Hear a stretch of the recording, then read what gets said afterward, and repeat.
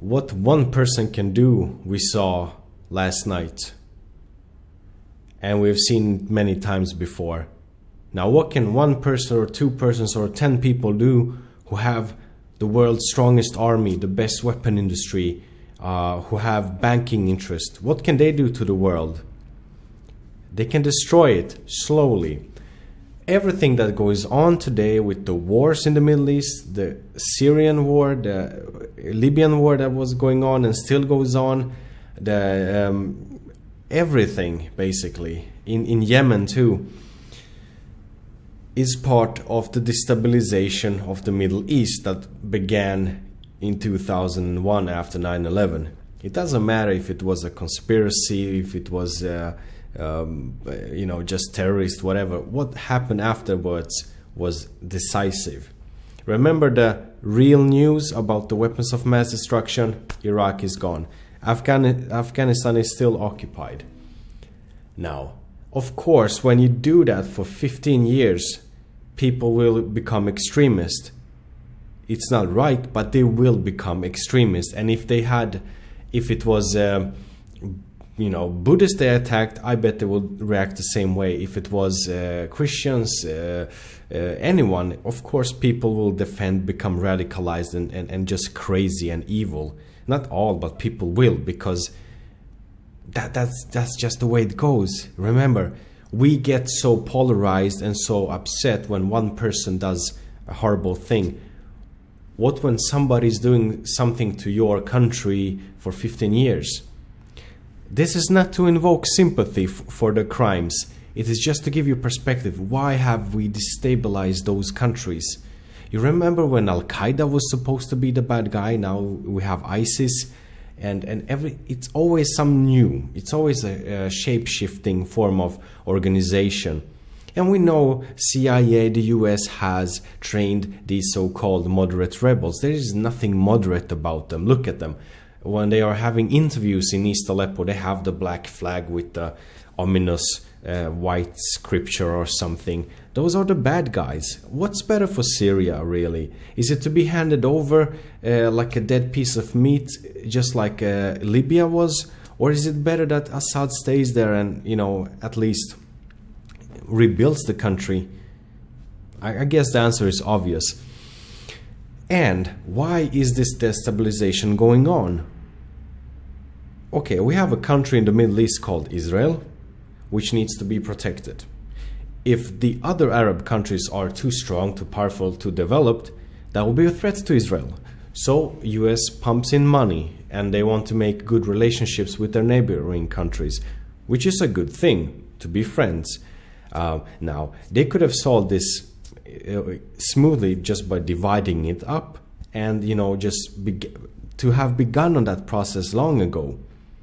But what we see is an injustice, and you always have to wonder, why doesn't ISIS attack Israel, for example? Well, who knows? Or Saudi Arabia. Why doesn't Saudi Arabia take any refugees at all? They are very rich.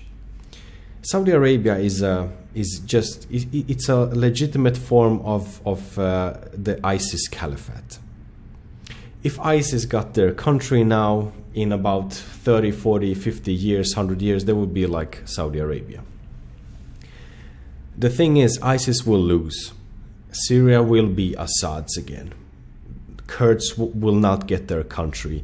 You just don't get the country if you don't own the banking system around the world like Israel did. You are not going to get your country. You might have some autonomy or something. That won't happen. The thing is, how long will this go on? Because for me, while I'm living in Europe, I wasn't for the war. I never wanted any invasion. I didn't want to destabilize any of those countries. I know Saddam was bad, Gaddafi was bad, Assad isn't perfect, but they kept it together. It's just like Gaddafi said, if you destroy me, this is what he said, Europe will be flooded. It is already flooded. It was already flooded before that with people who just want to go there. He was the sort of borderline. But he wanted to break away from the globalist banking systems and reestablish some sort of North African kind of currency, and to make that region bloom again. And that is understandable. Like in Morocco, they have lots of sun. They want to have solar panels, free energy. Why not? We could, I mean, just remember the time like in 2005 or 6. Well, okay, we had Afghanistan, Iraq. It was bad. But these things weren't going on. And now we have 2016, 2015 were horrible. And just remember, there is a war in the Middle East. I mean, thousands of people die every week. That's trauma. That's bad energy being put out into the universe. I mean, onto our planet. What will happen in 2017? My prediction is basically, if this goes on, the US, instead of taking us to the planet of Mars and making us dance to disco music there, they pump in money to various interests around the world. Like Israel, for example. Just go and check how much US is giving Israel for its military aid. Now, that's not sustainable. You can't have a small country surrounded by people who hate that country. You know, if things don't relax, either this side will chew up this one or this one will chew up this one. That's just the way things goes. And we can pretend, you know, we can sort of talk around it, but it is hard for most people because they often are biased to this side or this side. You have to realize there is always, you know, things end up in the middle, sort of. And meanwhile, the insecurity, the destabilization of the Middle East is going on. We will see war, we will see extremism, we will see funding to extreme cells in Europe. For listen, to destabilize a country, you don't have to, you know, you can just pour money during a 10-year period to some extreme organization and you will see problems eventually. If you have lots of money and a very extreme organization, you see a civil war or something. And that's what we have seen so far. So you just need to pour money, interest into the extreme cells of a specific country. And every country has its extreme cells. Every country, even Iceland has probably a group of 10 people who are very extreme. So how long will this continue? Because we have seen that 10 years ago, as I said, we were sort of thinking, you know, all wars were going down. You know, Afghanistan, Iraq was the last piece. After that, it would just be okay. I mean, the media told us that after they lied about the weapons of mass destruction and various other stuff. But that was the general sort of mainstream view. Now we have a view where, okay, the Middle East is destabilized, and now Europe is becoming a very unsafe place. Personally, I've been to Berlin. I've lived near the place where that happened on the Christmas market last night. And, you know, I feel for those people because they were probably young. The future, you know, the population of Europe. And while people aren't giving birth to so many humans right now, it's sad to see young people pass away for basically just a crazy reason. And if you saw that assassination clip, it was also horrible because that's that, you know, a person dies and every day people die because of this global industry of creating war, destabilizing regions. And that's a group of people who have this power, who has the power to do this. I mean, you see what one man with a gun and a truck can do. Don't you see what like 50 people can do with the best military in the world, with the biggest secret service in the world and all that? And I'm not just pointing fingers to the US. Every country has their interest, of course, but there is like real one-way street for more than 10 years now. And will this end? It will not end just like that. It will have to stop gradually. And, you know, we people have gotten our will stronger over the last 10 years because Remember, before the invasion of Iraq, were many protests around the world. People did know about the fake news at the time, but you know, the leaders do what they want to do. They always find some sort of paragraph, something, and they just go ahead and run over people. That is the only thing we can change, and the more we talk about this, the more we sort of project this energy of just, you know, enough is enough. And you know, people have to realize that Syria is a country belonging to a regime, like every country belongs to one regime. Oh, sorry, I didn't say democratic regime, but a regime is a regime, and it needs to be handed back to them, and they need to restore it, to rebuild it again, because Syria was a good country before. Just go and look at photos. Even Afghanistan in the 50s, 60s looked like, if it had stayed on course, it could have become a very, you know, good secular country. Because regarding Islam and secularism, or any religion and secularism, you always have like the medieval fanatics, and then if it goes into a progression, it becomes more sort of secular and easier, and then after some time the generations that come afterwards become so you know, diluted from the original extreme idea that it all just becomes like, you know, eating a traditional cake or saying some phrase of greetings or whatever. And that is much better than what we have in the original position. And what we see in Afghanistan and in various regions is like it goes back. It went back. Like Iran, for example, it was also a great country, and it went back. And I think everything eventually, given enough time, goes into this direction, into the better. But the more reasons we are given to fight and to kill and to you know, to give up for various interests. There's a lot of gas and oil involved in this. There's lots of territory, global interests going on. So, but it is possible, I believe, and it just saddens me to see that eventually these terror actions are reaching Europe. I mean, into places where people actually, you know, wanted to help refugees, who wanted to be no part of the attacks, of the invasion, who were opposed to this sort of global war machine. They are being attacked, and unfortunately, I think we're heading into a future where, as I said, in the Middle East, regarding Israel and the Arab world, hopefully it will just become quiet, soft, it will be divided and just heal itself. Otherwise, one part will eat the other. That's inevitable. Regarding Europe, we will see stronger borders, more, you know, sort of European pride stuff going on, because that is also inevitable when you have, I mean, imagine this, if Europe was in a sort of compassionate hippie state 20 years ago, it is now in a hippie border state. So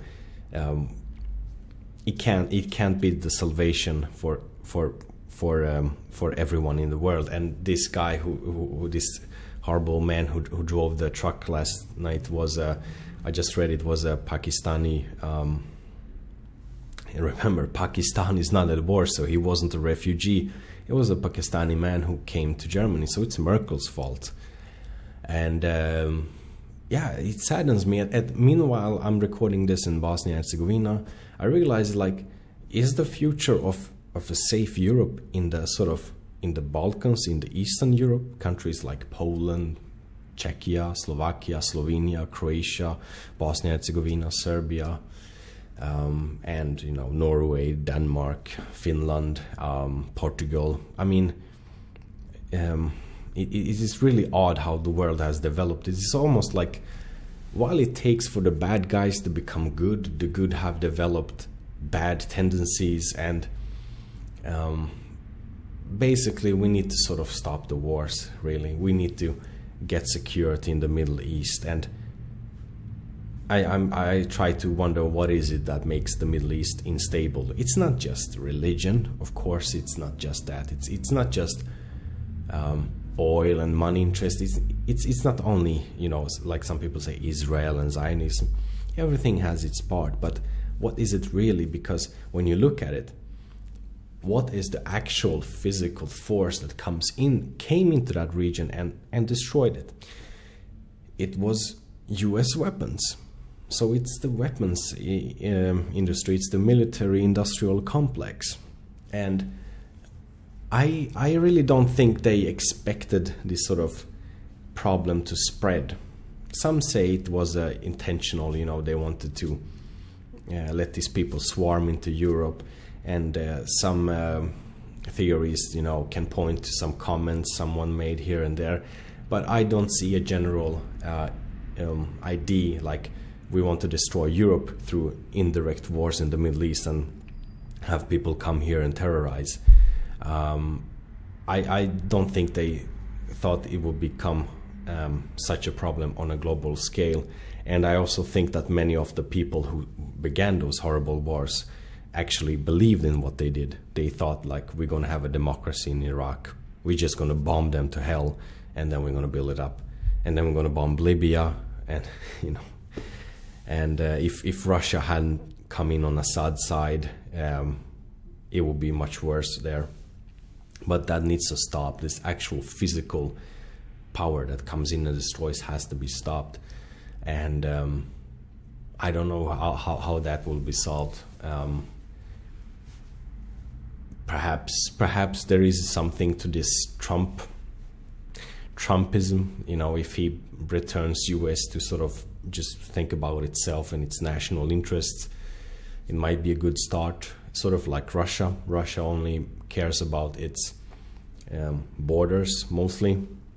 It's an aggressive country, but it's very aggressive on its borders. It's not doing any fighting in, you know, in Syria it does now, but it hasn't done for many years. But they need to sort of come together on this. And will that result in some kind of a super oligarchical world order? Or will that spring more from like national interests of those countries, which will also benefit the national interest of the rest of the world? Because in a chaotic times, countries need leaders. They need functionality. You know, nothing is perfect. You can always complain about something, but you need someone who will fix the roads, if you understand. Just get people to learn math, you know, just get kids to school. And people who always whine about, oh, I'm being oppressed, you know, I can't pray for this, or I'm oppressed because of this or that. But people need leaders to get things kick-started and to move into a functional direction, because if a country doesn't function, it can't sort of develop this fine, deep forest of you know, intricacy and culture. And if this doesn't head in that direction, if Syria doesn't get back its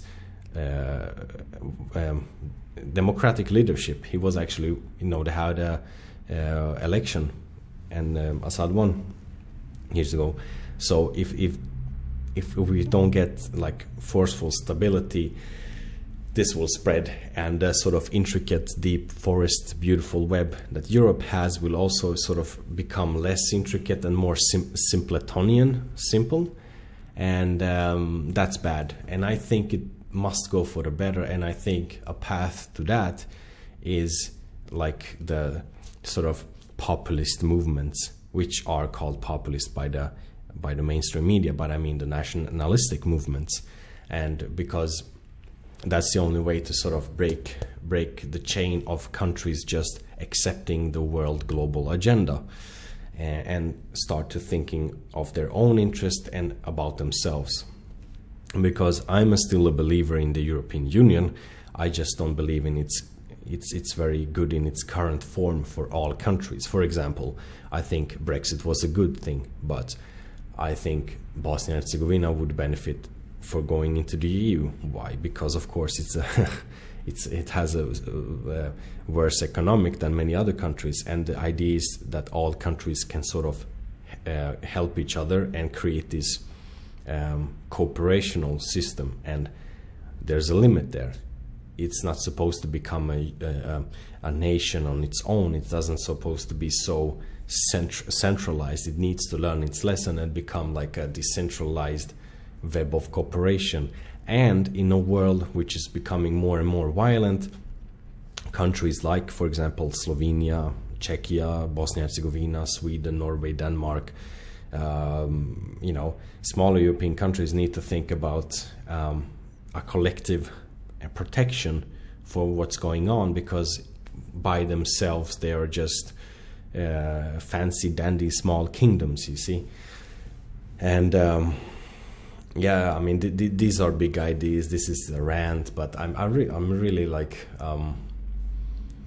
I still remember the day where you okay, if Al Gore had been pushy about recounting the votes in Florida back in 2000, maybe the world would have been different. That would have been the right occasion to do that, and you know, maybe we wouldn't have seen all the wars and money spent, because as I said, we got Antarctica to research, we got the depths of the ocean, medical wonders, we have to go on Mars and dance, you know, and so much money is being wasted. And that's just the military, you know. We all know, okay, the USA wasted so much military money, but okay, rebuilding of those countries that were destroyed will also cost money, and various other nations will have to get their bribes and interests. That's just so much money. Yeah, so, but we have to stay strong and positive, always focus, you know, when I personally head out into these big ideas and I try to sort of talk to them in this video, there's no script, there is no agenda. I just want to share these thoughts, and also to remind myself, and maybe you, like, go back to yourself, stay healthy, stay informed, stay fit, take care of yourself, your family, your friends, your workplace, take care of your region, your city, your country, take care of other countries, like begin from the essential, and so on. So yeah, it's a sunny day now, the day before the winter solstice, and I wish you all the best. Take care. Ciao.